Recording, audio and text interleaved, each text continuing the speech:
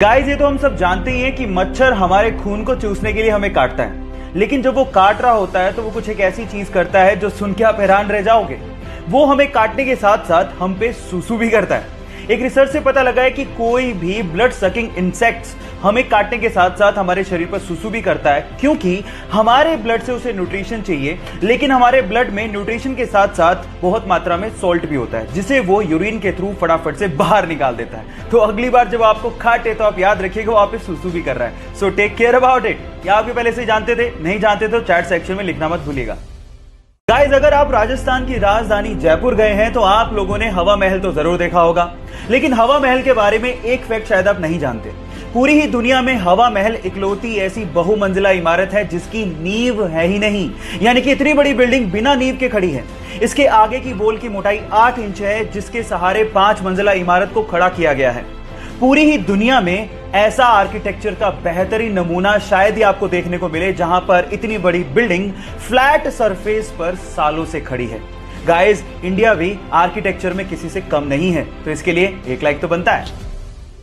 Plastic हमारे लिए, animals के लिए, समुद्री जीवों के लिए और इस एनवायरनमेंट के लिए बहुत खतरनाक है, क्योंकि इसको यूज करने के बाद उसका क्या किया जाए ये नहीं पता, क्योंकि अपने आप से खत्म नहीं होते। अब इसका ऑल्टरनेट क्या है? साइंटिस्ट लोगों ने इसका ऑल्टरनेट निकाल लिया है, जिसे हम सोलू बैग के नाम से जानते हैं। एक्चुअली सोलू बैग कैल्शियम कार्बाइड और नेचुरल रबर के कॉम्बिनेशन से बनाया जाता है। अब ये दिखता है एकदम प्लास्टिक के जैसा है, लेकिन इसकी खास बात यह है कि जैसे यूज करने के बाद आप इसको पानी में डालेंगे, ये पानी में चुटकियों में डिसॉल्व हो जाता है। और साइंटिस्ट लोगों का यह भी कहना है कि गलती से भी वो पानी किसी ने पी लिया तो उसके लिए कोई खतरा नहीं है। बस प्रॉब्लम यह है कि मॉनसून के दिनों में इसको इस्तेमाल करना थोड़ा सा डेंजरस है, क्योंकि अपने आप से डिसॉल्व हो जाता है। लेकिन अपनी प्रकृति के लिए हम लोग इतना कॉम्प्रोमाइज तो कर ही सकते हैं। क्या आपको पहले से बात पता थी? और नहीं पता थी तो चैट सेक्शन में लिखना मत भूलिएगा। गाइस, अगर आप लोगों को क्रिकेट में इंटरेस्ट है तो मेरे एक सवाल का जवाब दीजिए। मेरा सवाल यह है कि पूरी दुनिया में ऐसा कौन सा देश है जिसने 60 ओवर, 50 ओवर और 20 ओवर का वर्ल्ड कप, यानी तीनों वर्ल्ड कप जीते हों? क्या आपके पास जवाब है? मैं आपको देता हूं। वो है हमारा देश इंडिया।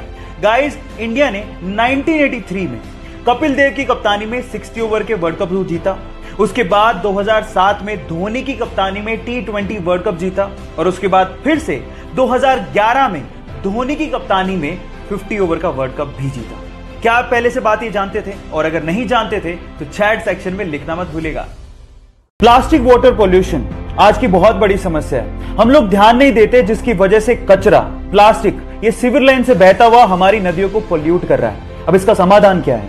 ऑस्ट्रेलिया के एक छोटे से शहर ने बहुत सिंपल सा इसका समाधान निकाला है। उन्होंने सीवर लाइन के आगे बहुत बड़े बड़े से नेट बांध दिए। अब अगर कचरा नाले से बहता हुआ पहुंचा भी तो वो नेट में फंस जाएगा, जिससे फायदा ये होगा कि पानी तो बहता रहेगा लेकिन प्लास्टिक कभी भी नदियों तक पहुंचेगा नहीं, जिससे नदियां पोल्यूट होने से बच जाएंगी, हमारी वाइल्ड लाइफ बचेगी, एनवायरनमेंट को बचाया जा सकेगा। आपको ये आइडिया कैसा लगा और आप क्या अपने शहर में इसको इंप्लीमेंट करना चाहेंगे? चैट सेक्शन में लिखना मत भूलिएगा। गाइस, ये किसे पता था कि एक छोटा सा वायरस हमें घर बैठने पे मजबूर कर देगा? और फिर उसके बाद आज से 33 साल पहले शूट हुआ एक पौराणिक सीरियल हमें दोबारा से दूरदर्शन पे देखने को मिलेगा, और उसके बाद यही सीरियल पूरी ही दुनिया में व्यूअरशिप के झंडे गाड़ देगा।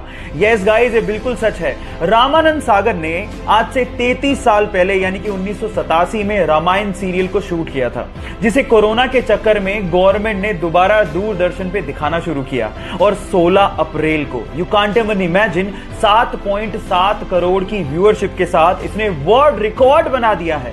इससे पता लगता है कि भारतीय कला और भारतीय इतिहास के चाहने वाले पूरी दुनिया में बहुत लोग हैं। क्या आपको ये बात पहले से पता थी? और नहीं पता थी तो चैट सेक्शन में लिखना मत भूलिएगा।